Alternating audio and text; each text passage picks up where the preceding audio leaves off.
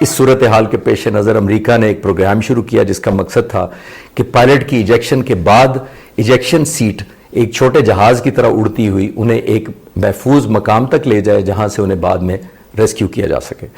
مگر یہ منصوبہ 1970 کی دہائی میں ویتنام کی جنگ ختم ہونے کے ساتھ ہی ختم کر دیا گیا. اس میں کوئی شک نہیں ہے کہ جب ایجیکشن سیٹ ہی پائلٹ کے زندہ بچنے کی آخری امید ہوتی ہے تو اس کی ریلائبلٹی پر کوئی سمجھوتا نہیں ہونا چاہیے.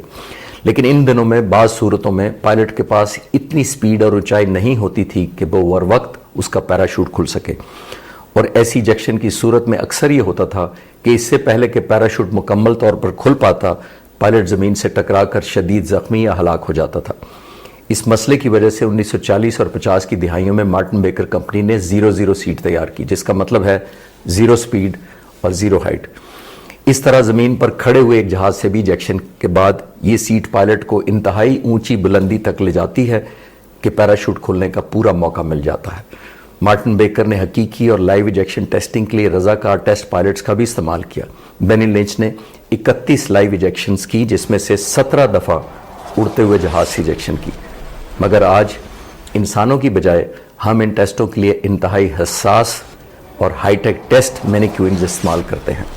آج کل کی ایجیکشن سیٹیں فائر ہونے سے پہلے جہاز کی کینوپی فائر کی جاتی ہے، یہاں تک کہ اگر کسی وجہ سے کینوپی فائر نہ بھی ہو تو ایجیکشن سیٹ کینوپی کو توڑ کر پائلٹ کو باہر نکالنے کی صلاحیت رکھتی ہے.